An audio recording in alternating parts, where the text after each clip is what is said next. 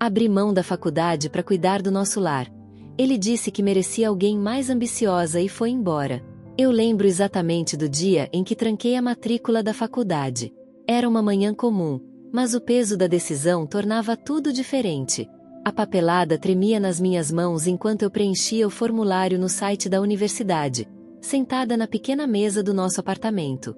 O cheiro do café que ele deixava sempre queimando no fundo da chaleira se espalhava pelo ambiente, e a pia, como sempre, estava cheia de pratos que eu ainda ia lavar antes que ele chegasse. Naquele tempo, eu não sentia raiva disso. Pelo contrário, eu me sentia útil. Como se tudo o que eu fazia tivesse algum valor que só o amor podia medir. Era isso que eu dizia para mim mesma. Que amor se mostra nos detalhes, nos sacrifícios silenciosos. E esse era o meu. A faculdade podia esperar. O sonho de ser arquiteta também. Mas ele precisava de mim agora. Na época, ele dizia que estava passando por uma fase difícil. Tinha perdido um estágio, estava com dívidas, e o aluguel novo apertava mais do que esperávamos. Se você tiver um pouco de paciência, tudo vai se ajeitar. Ele sussurrava enquanto me abraçava à noite, com aquele tom doce que ele só usava quando queria me convencer de alguma coisa. E eu acreditava. Porque o amor, quando é verdadeiro, a gente protege. E foi isso que eu fiz. Protegi ele do mundo e deixei o meu próprio mundo desabar sem perceber. Nos primeiros meses, eu fazia de tudo. Cuidava da casa, das contas, lavava roupa à mão quando a máquina quebrou e ele disse que não dava para gastar com conserto. Eu comecei a vender bolos no prédio, fiz encomendas no Natal, passei noites acordada embalando docinhos com as costas doendo. E tudo para manter a luz acesa, o gás funcionando, e o sorriso dele intacto. Ele não reclamava. Só dizia obrigado como quem joga um pão velho ao chão. Nunca perguntava se eu ainda queria voltar a estudar. Nunca perguntava se eu estava feliz. Mas eu seguia. Tinha dias que eu me olhava no espelho e não me reconhecia. As olheiras pareciam tatuadas, o cabelo vivia preso num coque torto, e minhas unhas estavam sempre quebradas de tanto esfregar o chão com escova, já que o esfregão velho não pegava mais sujeira direito. Mesmo assim, eu sorria. Sorria porque acreditava que estava construindo alguma coisa com ele. Um lar, uma base, um futuro. Meus amigos foram sumindo aos poucos. As mensagens ficaram raras. Uns diziam que eu tinha mudado demais, outros pararam de convidar para as festas da turma porque eu sempre respondia com um não vai dar. A verdade é que eu tinha vergonha. Vergonha de não ter mais assunto. Vergonha de ver todo mundo seguindo em frente e eu ali, atolada em contas, afundada em panelas, e fingindo que tudo isso fazia parte de um plano maior. Um dia, uma amiga da faculdade me mandou uma mensagem. Você viu que o Vitor passou na entrevista em São Paulo? Ele vai trabalhar numa das maiores empresas do ramo. Eu fiquei feliz por ele, claro, mas também senti uma pontada amarga no peito. Eu e Vitor estudávamos juntos, fazíamos projetos lado a lado, ele sempre dizia que eu tinha talento. E agora ele estava decolando, enquanto eu mal saía do apartamento. Mas eu nunca culpei o Marcelo. Pelo menos não naquela época. Eu dizia para mim mesma que ele ainda ia reconhecer tudo o que eu estava fazendo. Que um dia ele ia me surpreender, quem sabe, me inscrever de novo na faculdade, ou pagar um curso qualquer, só para me mostrar que ele também acreditava em mim. Eu achava que amor era isso. Esperar. Ficar. Mesmo quando tudo dentro de você começa a gritar que talvez não tenha mais volta. E foi exatamente nesse ponto que as coisas começaram a mudar. Não para melhor, mas como um alerta sutil do destino. Eu só não percebi a tempo. Eu não sei dizer quando exatamente ele começou a mudar. Ou talvez ele sempre tenha sido assim e eu é que escolhi não ver. Às vezes, a gente se acostuma tanto a justificar o outro que passa a viver numa espécie de realidade paralela, onde os abusos vêm maquiados de amor, e os silêncios são desculpados por cansaço. Marcelo passou a chegar mais tarde. Primeiro eram desculpas inocentes. A reunião atrasou, peguei trânsito, fiquei depois para ajudar um colega. E eu, tonta, ainda preparava a janta na esperança de que ele comece comigo, como no início. Mas ele chegava, pegava o prato, comia em pé na cozinha e ia direto pro quarto, sem um beijo, sem um como foi seu dia. Às vezes nem agradecia. Só comia, largava o prato na pia e ia pro celular. Comecei a sentir que o ar entre nós pesava, como se estivéssemos convivendo com um fantasma, o fantasma da mulher que eu fui. A mulher cheia de ideias, cheia de vontade, cheia de vida. Ela sumiu, e ele parecia aliviado com isso. Era como se, ao me ver apagada, ele sentisse mais controle, mais liberdade. Certo dia, encontrei um recibo amassado no bolso da calça dele. Uma floricultura. Um buquê de rosas vermelhas, entregue em nome de outra mulher. O nome não me era estranho, era de uma colega nova do escritório, que ele jurava que era apenas simpática demais. Guardei o papel, mas não disse nada. Sabe por quê? Porque eu ainda acreditava que ele podia mudar, que se eu gritasse ou confrontasse, ele ia fugir de vez. E eu não queria perdê-lo. Era isso que me assustava, perder o homem que já não me amava, mas que eu ainda tratava como se fosse tudo o que eu tinha. Comecei a ficar cada vez mais isolada. Minhas roupas velhas, o corpo cansado, as mãos calejadas. Eu tinha só 29 anos, mas parecia ter 45. Meus olhos perderam o brilho, e o sorriso passou a ser uma formalidade automática. O mesmo que eu dava pro porteiro, pro vizinho, pro caixa do mercado. Um sorriso de quem ainda respira, mas não vive mais. Os bolos que eu vendia não davam mais lucro. A clientela sumiu, a inflação apertou, e o gás subiu tanto que passei a assar os bolos de madrugada, porque o consumo era menor naquele horário. Cheguei a queimar os dedos uma vez, e chorei sozinha no banheiro, segurando a toalha para a boca para não acordar ele. Chorei por causa da dor, sim, mas muito mais por perceber que ninguém mais se importava. Ele parou de me tocar, parou de dizer meu nome. Me chamava de "ô" ou apenas me olhava e apontava o que queria. Se a toalha estava molhada, ele jogava no chão. Se a comida estava fria, ele empurrava o prato e saía da mesa. E eu, como uma boneca quebrada, limpava, refazia, me desculpava.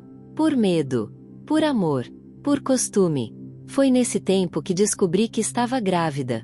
A primeira coisa que pensei foi: talvez isso mude tudo. Talvez agora ele veja valor em mim. Talvez agora ele me olhe de novo com aqueles olhos de quando a gente se conheceu. Eu o imaginei segurando minha barriga, comprando sapatinhos, me abraçando no ultrassom. Eu imaginei uma redenção. Mas o que recebi foi um soco invisível que me derrubou por dentro. Quando contei, ele não esboçou reação. Ficou mudo. Depois se levantou, pegou as chaves e disse apenas: "Resolve isso." Foi assim, frio, cruel, como se eu tivesse falado que deixei o arroz queimar. Ele saiu sem olhar para trás. Naquela noite, eu não dormi. Fiquei na ponta da cama, com a mão no ventre, me perguntando o que significava resolver isso. Abortar? Sair de casa? Criar sozinha? Ficar e fingir? Nada parecia certo. Nada parecia possível. Na manhã seguinte, ele voltou como se nada tivesse acontecido. Tomou banho, colocou perfume e disse que ia sair com os amigos. Me olhou, já na porta, e lançou: "Pensa direito. A gente não tem estrutura para isso." E saiu, sem nem perguntar como eu estava me sentindo. Foi a primeira vez que eu me senti realmente sozinha. Sozinha de verdade. Nem Deus parecia ouvir naquela hora. E foi ali, naquela cozinha pequena, com a chaleira pitando no fogão, que eu senti algo dentro de mim quebrar. Uma parte da minha esperança morreu ali. Mas eu ainda não tinha forças para sair. Porque, mesmo depois de tudo, eu ainda achava que merecia tão pouco amor, que qualquer migalha parecia suficiente. Depois daquele dia, passei a viver num estado de suspensão, como se minha vida fosse uma folha molhada prestes a se rasgar ao menor toque. Eu andava pela casa sem fazer barulho, como se minha existência já fosse um incômodo. Não falava do bebê, não mencionava mais a gravidez. Marcelo também não. Era como se aquilo não tivesse acontecido. Uma negação mútua, silenciosa e covarde. Mas o corpo não nega. A barriga foi crescendo devagar. As roupas começaram a apertar. Os enjoos, a tontura, o sono eterno. E ainda assim, eu continuava vendendo bolos, cozinhando, lavando, sorrindo forçado para os clientes que me restavam. Quando ele chegava, eu já estava deitada, mas acordava ao ouvir a chave. Às vezes ele vinha bêbado, e o cheiro de perfume feminino me fazia querer vomitar mais do que qualquer enjoo de grávida. Uma noite, ele me acordou com um tapa leve no ombro. Queria saber onde estava a camisa dele. Quando respondi que devia estar no cesto de roupas, ele soltou um porra, não faz mais nada direito, e saiu resmungando. Eu não chorei. Não naquela noite. Eu estava além do choro. Eu estava endurecendo por dentro. Minha vizinha, Dona Lourdes, começou a perceber. Era uma senhora doce, de fala mansa, que sempre me oferecia chá de boldo ou um pedaço do bolo de fubá que ela mesma fazia.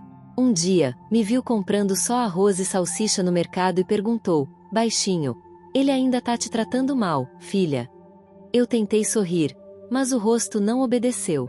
E pela primeira vez, falei, não tudo, mas suficiente. Ela segurou minha mão e disse uma frase que me acompanha até hoje. Quem ama, cuida. Quem te destrói devagar, não te ama. Te acostuma com a dor.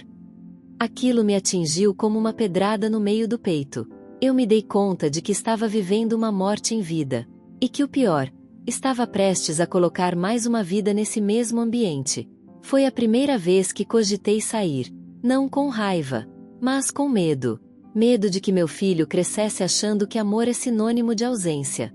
Que carinho é silêncio. Que afeto é desprezo. Mas como sair, com R$0 no banco, grávida de 3 meses, sem família por perto e com a autoestima de um grão de areia? Voltei a vender na rua. Peguei emprestado o isopor da vizinha e comecei a fazer bolos de pote. Fiquei de pé na feira, com a barriga doendo, os pés inchados, o sol rachando minha nuca. No fim do dia, voltei com R$42. Comprei arroz, feijão, 2 ovos e um sabonete. Foi o dia mais feliz que eu tive em meses. Porque aquele dinheiro era meu. Aquilo era meu pequeno grito de independência. No mês seguinte, Marcelo descobriu. Ele chegou mais cedo, viu o isopor vazio em cima da mesa e explodiu. Gritou que eu estava se fazendo de vítima para chamar atenção. Disse que eu queria parecer guerreira só para depois posar de coitada na internet. Me chamou de ingrata, de inútil, de ridícula. E quando eu disse, com toda a calma do mundo, que aquilo era para garantir o enxoval do bebê, ele cuspiu no chão e disse, esse filho é teu, não meu. Foi a última frase dele que ainda doeu. As próximas, eu só ouvia como ruído. Eu já não tentava explicar, não implorava, não discutia. Eu só olhava pro chão e esperava que ele terminasse. Mas naquela noite, algo mudou. Enquanto eu lavava a louça, com as mãos trêmulas e os olhos secos, ouvi a porta do quarto bater. Quando olhei, ele tinha saído, mas deixado o celular no sofá. Por instinto, e talvez por desespero, desbloqueei. Ele sempre usava a mesma senha. O que vi ali não me destruiu. Me libertou. Mensagens com outra mulher. Não só uma. Várias. Uma, em especial, mandando fotos íntimas, dizendo que finalmente ele ia se separar daquela encosto e que ela merecia coisa melhor. Outra dizendo que queria um filho dele, mas só depois que ele se livrasse da louca da cozinha. Eu não chorei. Eu não gritei. Eu não fiz escândalo. Eu apaguei tudo. Fechei o celular, fui até o quarto, e deitei com a barriga virada para cima. O bebê chutou levemente. E ali, naquela escuridão quase simbólica, eu sussurrei para mim mesma. Você não vai nascer nesse inferno. A mamãe vai dar um jeito. Foi quando, pela primeira vez em muito tempo, eu dormi de verdade. Não em paz, mas com uma decisão começando a germinar no peito. E ela crescia como raiz, silenciosa, mas implacável. Na manhã seguinte, levantei antes do sol nascer. Eu precisava sair antes que ele acordasse. Preparei o café como sempre, por hábito, não por cuidado. Deixei um pão com margarina sobre a mesa e saí em silêncio, com o isopor nas mãos e um nó na garganta.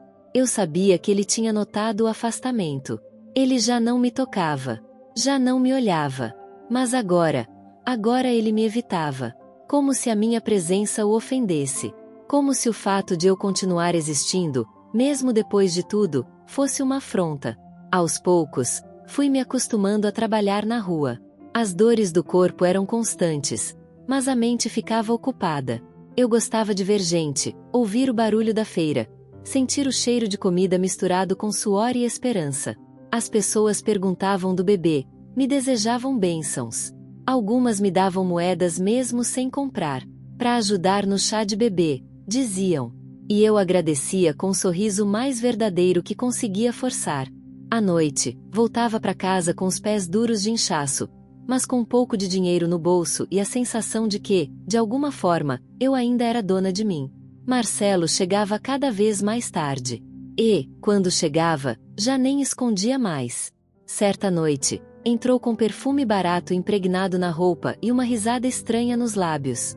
Passou por mim como se eu fosse invisível, tropeçou no balde de roupas, xingou alto, me chamou de inútil e foi dormir sem dizer mais nada.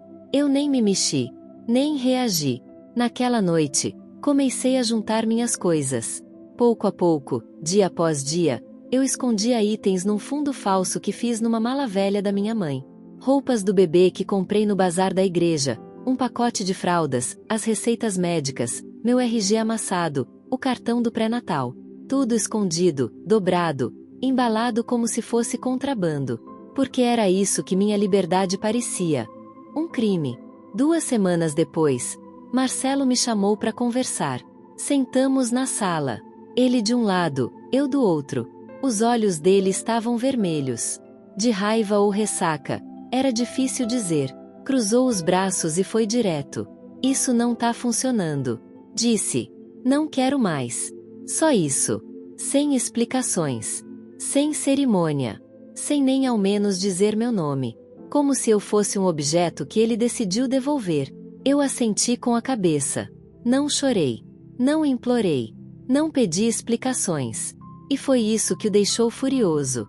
Ele esperava escândalo. Esperava grito, drama, desespero. Esperava que eu me jogasse no chão dizendo: mas e o bebê? Mas eu fiquei em silêncio. Porque, no fundo, eu já tinha ido embora há meses. O que ele estava dizendo não era novo para mim. Era só a oficialização daquilo que eu já vivia. O abandono. No dia seguinte, ele saiu para trabalhar e eu parti. Peguei a mala, os documentos, e liguei para Dona Lourdes. Ela já sabia. Me ajudou a carregar as coisas até o ponto. Fui para casa de uma prima distante que mal conhecia, mas que me ofereceu um canto do sofá e um pouco de dignidade. Lá, eu respirei fundo. Era um lugar pequeno, apertado, barulhento.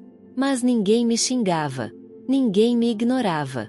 E isso já era muito. 3 semanas depois, entrei em trabalho de parto. A prima me acompanhou ao hospital. Não havia ninguém na recepção. Nenhum pai ansioso, nenhum homem segurando flores. Só eu, com a mala velha, a respiração ofegante e a mão tremendo ao preencher os dados. Quando me perguntaram o nome do pai, hesitei. E então escrevi o meu. Apenas o meu. Porque aquele filho não ia carregar o nome de quem virou as costas para ele antes mesmo de nascer. O parto foi difícil. Perdi muito sangue. A dor era tanta que achei que não ia sobreviver. Mas quando ouvi o choro, aquele som frágil, mas cheio de vida, tudo parou. Era um menino. Pequeno, enrugado, os olhos apertados como se o mundo já o incomodasse. Eu o abracei, mesmo fraca, mesmo suando frio, e sussurrei: você nunca vai passar pelo que eu passei. Mas a vida adora colocar promessas à prova. Nos primeiros meses, vivi de doações. Fraldas, roupinhas, leite, tudo vindo de mulheres que eu nem conhecia, mas que sabiam o que era estar sozinha. A prima fez o que pôde, mas eu sentia que era questão de tempo até que eu virasse um fardo. E virei. Ela começou a reclamar do choro. Depois, do cheiro. Depois, da energia. Criança dá trabalho. Ela dizia com aquele tom de quem se arrependeu de ter ajudado. E eu entendia. Mas doía. Foi aí que comecei a procurar trabalho. Limpeza, faxina, o que viesse. Mas ninguém queria contratar uma mulher com um bebê de colo e sem referências. Passei a vender bolo de novo, agora com o neném enrolado num pano no peito. As pessoas olhavam com pena. Algumas compravam. Outras desviavam o olhar. Mais uma sofredora, deviam pensar. Eu só queria garantir o leite. Às vezes, eu parava em frente a uma loja e via minha imagem refletida no vidro. Cabelos presos de qualquer jeito, olheiras fundas, corpo magro demais. E me perguntava, Quando foi que eu me perdi? A resposta era sempre a mesma. Eu nunca me perdi. Eu fui arrancada de mim. Mas eu resistia. Porque agora, eu tinha um motivo para continuar. O tempo passou, mas não como um bálsamo. Passou como uma pedra arrastada no asfalto. Áspera, cortante, fazendo ferida. Meu filho crescia rápido demais, como se tivesse pressa de entender o mundo que o esperava. E eu tentava fingir que estava tudo bem, que daria conta. Mas as noites eram longas demais. E os dias, cada vez mais curtos para conseguir tudo o que precisava. A prima já não disfarçava o incômodo. Tudo no tom dela era cálculo. Você vai demorar muito para se estabilizar? Não dá para alguém da sua família te ajudar? A criança não tem pai?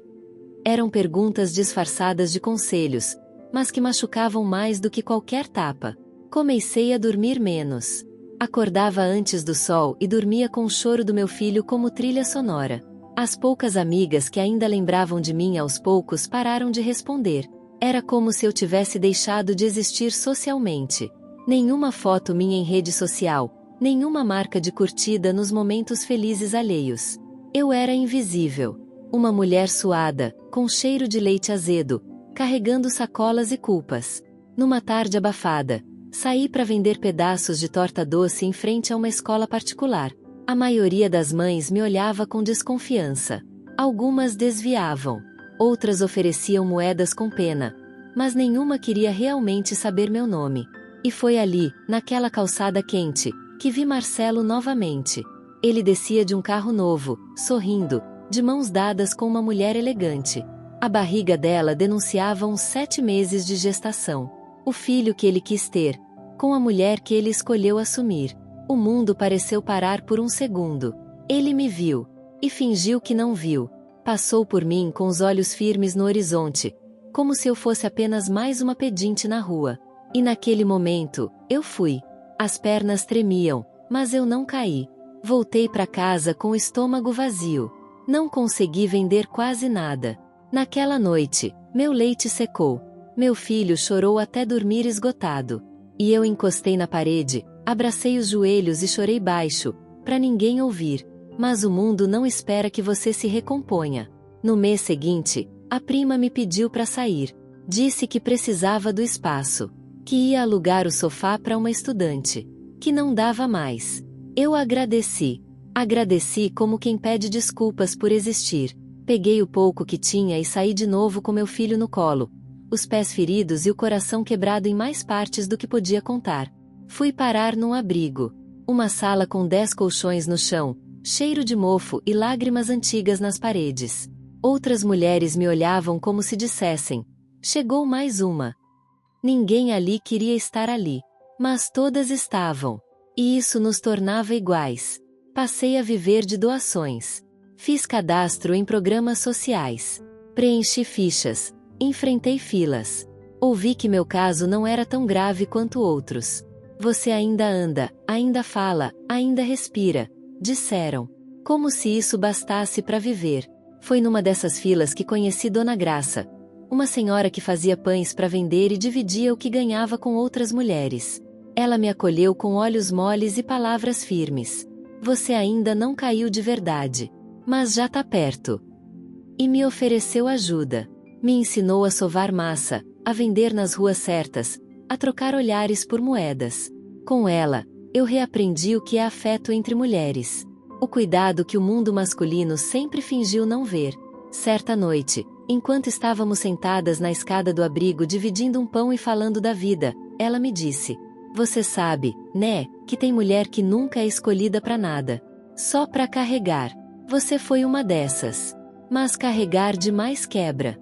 Eu guardei aquela frase como quem guarda um bilhete de sobrevivência. Porque era isso que eu fazia. Sobrevivia. Só que mesmo a sobrevivência cansa. E quando o inverno chegou, com ele veio a tosse do meu filho, a febre, a falta de cobertor, a culpa. Fui ao hospital público 3 vezes. Nas 2 primeiras, mandaram eu voltar para casa. Na terceira, internaram. Fiquei com ele sentada na cadeira de acompanhante por 4 dias. Dormia sentada, com a cabeça encostada na beira da cama. Ele melhorou. Mas eu piorei. Na volta, Fui informada de que a minha vaga no abrigo tinha sido ocupada. Ficou mais de 3 dias fora. Infelizmente a gente precisa liberar pro próximo. Voltei pra calçada. Frio. Sem nada. Só meu filho e o silêncio que congelava meus ossos. Naquela madrugada, sentei na entrada de uma igreja fechada, com ele enrolado no meu peito. E desejei sumir. Só desaparecer. Sem drama. Sem bilhete. Só parar de existir. Mas ele respirava. E eu sentia. E era por aquela respiração que eu não podia desistir. Depois daquela conversa cruel, em que ele me disse que eu estava atrapalhando o casamento e que talvez o melhor seria eu ficar um tempo internada, eu achei que já tinha ouvido tudo. Mas eu estava errada. A maldade das pessoas não tem limite quando elas decidem que você não serve mais. Naquela noite, o silêncio da casa era cortante. Meus passos ecoavam no chão frio do quarto de hóspedes. Eu não conseguia dormir. Não com aquela frase martelando na minha cabeça. Ele quer me internar. Meu neto.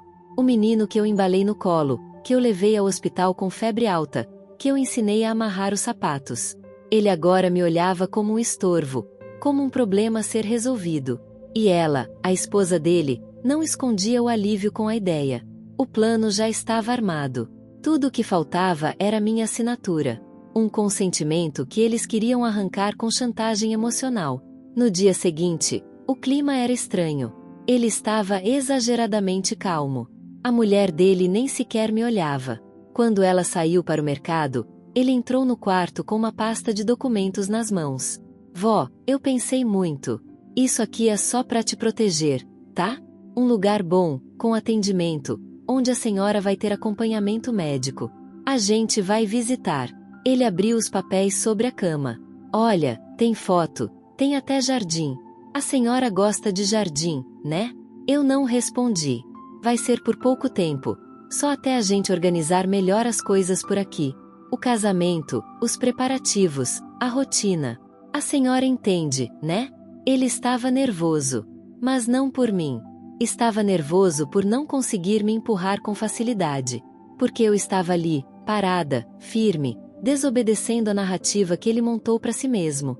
Eu respirei fundo e perguntei, com a voz baixa: foi por isso que você aceitou o dinheiro da casa? Para me calar? Para depois me esconder?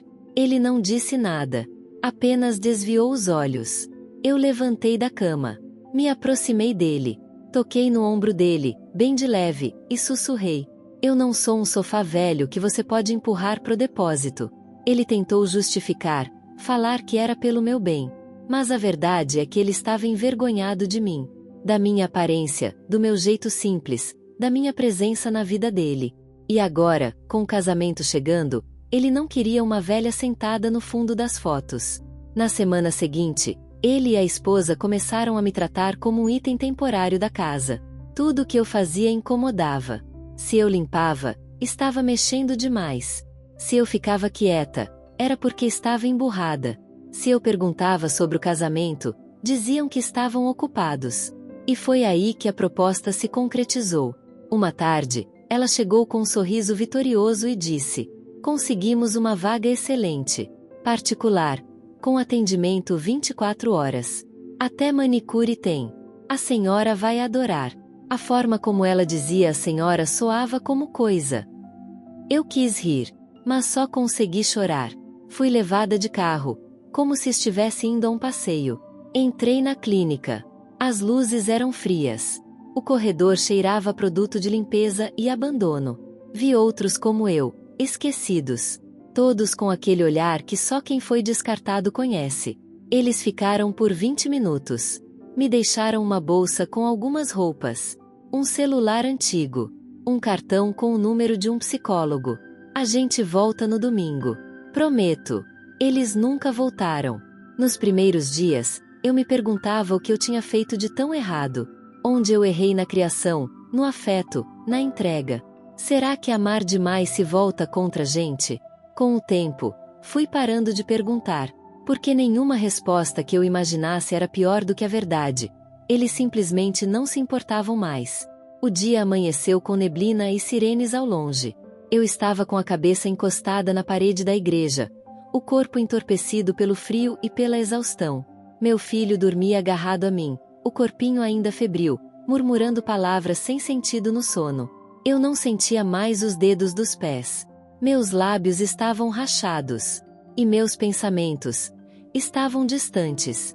Muito distantes. Eu me perguntava, de verdade, se aquilo ainda era vida. Tinha lido uma vez que o ser humano aguenta muita coisa, dor, fome, solidão, mas o que mais mata é o sentimento de inutilidade. De saber que, no fim, você pode gritar por socorro e ninguém vai ouvir. Ou pior, vão ouvir e ignorar. Era assim que eu me sentia. Apareceu então uma assistente social. Uma mulher de fala apressada, olhos frios de tanto ver miséria. Ela perguntou meu nome, idade, se o menino era meu mesmo, se eu tinha parentes. Anotou tudo numa prancheta e disse: a gente vai tentar encaminhar vocês para uma vaga em outra cidade. Aqui tá lotado. Eu nem perguntei qual cidade. Apenas assenti. Já não havia mais ânimo para escolher nada. O que viesse, eu aceitaria. Nos dias seguintes, ficamos em um abrigo improvisado, dentro de um ginásio. Camas de campanha lado a lado, mãe chorando escondido, crianças tossindo, voluntários cansados demais para sorrir. Era uma cidade do interior. Eu não sabia o nome. Só sabia que estávamos longe de tudo. Recebi um uniforme laranja, com a palavra cozinha escrita nas costas. Me colocaram para ajudar no preparo das marmitas dos abrigados. Era trabalho pesado, mas era o que tinha. Lavei quilos de arroz, descasquei sacos de batata, limpei panelas maiores do que eu. Meus braços doíam tanto que às vezes eu dormia sentada enquanto meu filho brincava com tampas de marmita no chão. Ele ainda sorria. Ainda chamava meu nome com ternura. Ainda me via como mãe. Mas eu sabia. Um dia isso ia mudar. E mudou. Foi numa tarde nublada. Ele corria com outras crianças quando tropeçou e bateu o rosto numa quina de madeira.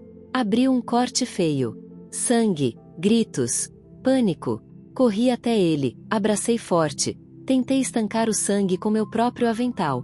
Os outros adultos olharam com medo, como se eu tivesse batido nele. Uma mulher se aproximou e me afastou com firmeza. Deixa ele respirar. Você tá sufocando. Fomos pro hospital da cidade. Um posto de saúde, na verdade. O médico costurou o corte com pressa, sem anestesia. Meu filho chorava como eu nunca tinha visto. Quando tudo acabou, ele se afastou de mim. Me olhava com um misto de medo e estranhamento. Como se, de repente, eu não fosse mais sua segurança, mas sua ameaça. Naquela noite, ele recusou o jantar. Ficou encolhido num canto, sem me chamar. E eu, pela primeira vez, senti que o perdi. Não porque ele me odiava, mas porque o mundo já começava a moldar sua percepção. Ele começava a perceber que ser meu filho era carregar uma vergonha que ele não pediu. No dia seguinte, fui chamada na sala da coordenação. Recebemos uma proposta de adoção temporária, disseram. É um casal da cidade. Pessoas boas, com estabilidade. Disseram que gostariam de acolher uma criança. E ele, bom, ele é encantador. Eu entendi imediatamente o que aquilo significava. Disseram que era temporário, que eu ainda seria mãe, que eu poderia visitar, mas eu sabia que era mentira. Era como um abandono legalizado.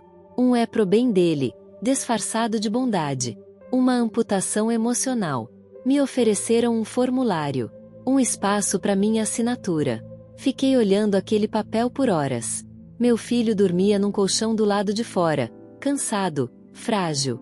Tinha só 3 anos. E já era alvo da caridade do sistema. Já era criança que alguém queria salvar. Assinei. Não chorei. Porque naquele momento, se eu chorasse, eu desabaria de um jeito que nunca mais me reergueria. Fiquei mais alguns dias ali, só até ver ele entrar no carro do casal. Um carro limpo. Assento infantil. Brinquedos novos no banco de trás. Ele me olhou pela janela. E acenou. Só acenou. Sem entender nada. Sem saber que aquela seria a última vez que me chamaria de mãe por muitos e muitos anos. Talvez para sempre. Depois disso, fui embora. Voltei a andar. A carregar sacolas. A servir café em lugares onde ninguém pergunta seu nome.